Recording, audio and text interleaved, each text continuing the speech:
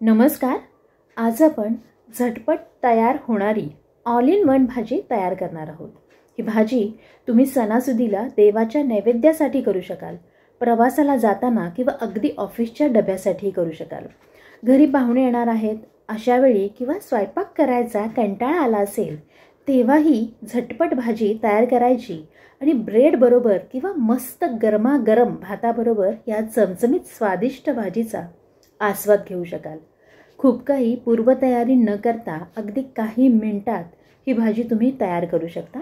महत्त्वाचं म्हणजे बरेचदा मुलांना मटारची उसळ आवडत नाही, तेव्हा ही मटार बटाट्याची भाजी त्यांना जर करून दिली तर ते आनंदाने खातील. ही भाजी आपण पुरी, पोळी, भाकरी याबरोबरही खाऊ शकाल. आणि आता पुढची रेसिपी पाहूयात. आपण जर चॅनलवर पहिल्यांदा आला असाल तर चॅनलला सबस्क्राईब करा आणि बेल आयकॉनला क्लिक करा, म्हणजे नवीन येणाऱ्या रेसिपींचं नोटिफिकेशन सगळ्यात आधी आपल्याला मिळेल. इथे भांड्यामध्ये स्वच्छ धुतलेले मटारचे दाणे आणि बटाट्याचे काप करून घेतले. स्वच्छ धुवून तेही आपण त्या भांड्यात घेतले. यामध्ये थोडंसं कोमट पाणी घालून घेऊयात आणि यामध्ये थोडंसं मीठ घालून आता गॅसवर आपण मटार आणि बटाटा उकडायला ठेवूयात आणि पुढची कृती पाहूयात. पण तत्पूर्वी मी आपल्या सर्वांचे आरोग्य रुची किचन कट्ट्यावर स्वागत करते. मटार बटाटा थोडा बॉईल करून घेतोय, म्हणजे झटपट आपली भाजी तयार होईल. तोवर इकडे किसलेलं खोबरं घेतलं आहे मी कढईमध्ये, लोखंडाच्या कढईत, आणि ते आपण छान गुलाबी रंगावरती भाजून घेणार आहोत. असं जर खोबऱ्याचा किस आपण भाजून ठेवला तर भाजी आपली झटपट तयार होऊ शकते. तर अशा रीतीनं आपण खोबऱ्याचा किस छान भाजून घेतला आहे. तो गार करून मिक्सरच्या भांड्यात काढून घेऊयात आणि यामध्ये आता आलं आणि काळा मसाला किंवा आपला साठवणीचा मसाला घालून मी मिक्सरमधनं त्याचं वाटण करून घेतलं आहे बघा अशा प्रकारे. आणि इथे टमॅटोची प्युरी घेतलेली आहे. आणि रेसिपी जर आवडली तर आपल्या चॅनलला लाईक करा, सबस्क्राईब करा आणि शेअर करा. इथे 2 छोट्या टमॅटोंची प्युरी घेतली. एक मोठा टमॅटो असेल तर एका मोठ्या टमॅटोची प्युरी घेतली तरीही चालेल. आणि आता इकडे पॅन गरम करायला ठेवला आहे. त्यात तेल घालून घेतलं. तेल थोडंसं गरम झालं की त्यामध्ये जिरं घालून बघितलं तेल तापलं आहे का छान. मग त्यात हिंग घातलं आणि हिंग छान हे झाल्यानंतर आपण त्यामध्ये हळद आणि लाल मिरची पावडर घालून लगेच त्यावरती टमॅटोची प्युरी घातली आहे.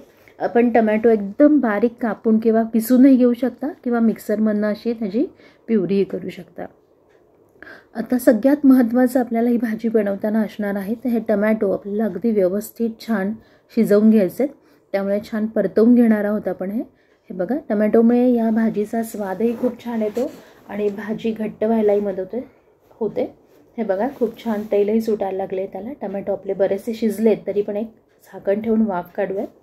अशा रीतीनं आपण टमॅटो छान व्यवस्थित शिजून झाल्यानंतर त्यात आता हा पुन्हा एकदा साठवणुकीचा आपला जो काळा मसाला असतो किंवा कांदा लसूण मसाला असतो तो घालून घेतला आहे आणि 1 चमचा धणे जिरे पावडर घातली आहे. इथे जे मगाशी आपण खोबरं, आलं आणि साठवणीचा मसाला घालून जे वाटण केलं होतं ते घालून घेते. इथे तुमच्या लक्षात आलं असेल मी लसूण घातला नाही आहे, कारण की मी तुम्हाला म्हटलं होतं नैवेद्याच्या ताटासाठी आपण ही भाजी करू शकता. आपल्याला हवं असेल तर आपण इथे लसूण घालू शकता वाटणामध्ये.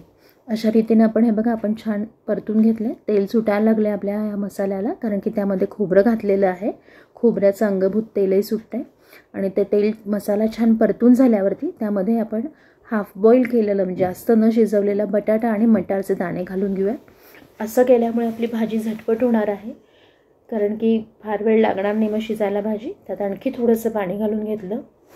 आपल्याला लागेल तसं आपण यामध्ये पाणी घालून घ्यायचं आहे.